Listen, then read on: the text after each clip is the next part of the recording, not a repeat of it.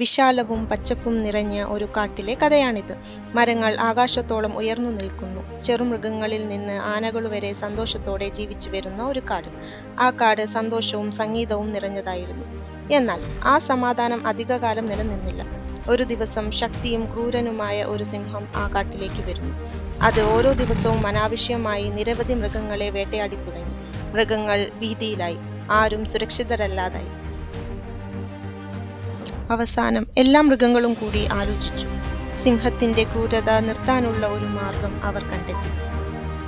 അവർ പറഞ്ഞു, മഹാരാജാവേ, നിങ്ങൾ വേട്ടയാടാതെ ഇരിക്കുമെന്നു വാഗ്ദാനം ചെയ്താൽ ഞങ്ങൾ ഓരോ ദിവസവും ഓരോന്നു വീതം മൃഗങ്ങളെ നിങ്ങൾക്ക് ഭക്ഷണമായി അയക്കാം. സിംഹം അതിൽ സമ്മതിച്ചു. അങ്ങനെ ദിവസങ്ങൾ കടന്നു.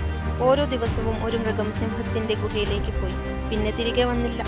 ഒരു ദിവസം അത് ഒരു ചെറിയ മുയലിന്റെ ഊഴമായിരുന്നു. അത് വിചാരിച്ചു, ഇങ്ങനെ പോകുന്നത് തുടരുകയാണെങ്കിൽ ഒടുവിൽ ആരും ശേഷിക്കില്ല. ഈ സിംഹത്തെ നിർത്തേണ്ടി വരും. മുയൽ ഒരു ബുദ്ധിപരമായ പദ്ധതി ആലോചിച്ചു. അത് ഉദ്ദേശ്യപൂർവ്വം സിംഹത്തിന്റെ ഗുഹയിലേക്ക് വൈകിയാണ് പോയത്. സിംഹം അതികോപത്തോടെ ഗർജിച്ചു. നീ ഇത്ര വൈകി വന്നത് എന്തിനാ? മുയൽ വിനയത്തോടെ പറഞ്ഞു, മഹാരാജാവേ, ഞാൻ വരുമ്പോൾ വഴിയിൽ മറ്റൊരു സിംഹം എന്നെ തടഞ്ഞു. അവൻ പറഞ്ഞു, മറ്റൊരു സിംഹമോ? എവിടെയാണവൻ? എന്നെ അവന്റെ അടുത്തേക്ക് കൊണ്ടുപോകും. മുയൽ അവനെ കാട്ടിനകത്തേക്ക് കൊണ്ടുപോയി ഒരു പഴയ കിണറിനടുത്ത് നിർത്തി. അത് കിണറിലോട്ട് വിരൽ ചൂണ്ടി പറഞ്ഞു, മഹാരാജാവേ, ഇതാ അവൻ നിങ്ങളെ വെല്ലുവിളിച്ച സിംഹം. സിംഹം കിണറിനകത്തേക്ക് നോക്കി. ജലത്തിൽ തൻ്റെതായ പ്രതിഫലനം കണ്ടു. കോപം പിടിച്ച സിംഹം കിണറിനുള്ളിലേക്ക് ചാടി. പിന്നെ അത് തിരിച്ചു വന്നില്ല. മുയലിന്റെ ബുദ്ധിയും ധൈര്യവും കാടിനെ രക്ഷിച്ചു. മൃഗങ്ങളെല്ലാവരും സന്തോഷിച്ചു. കാട്ടിൽ വീണ്ടും സമാധാനം നിറഞ്ഞു.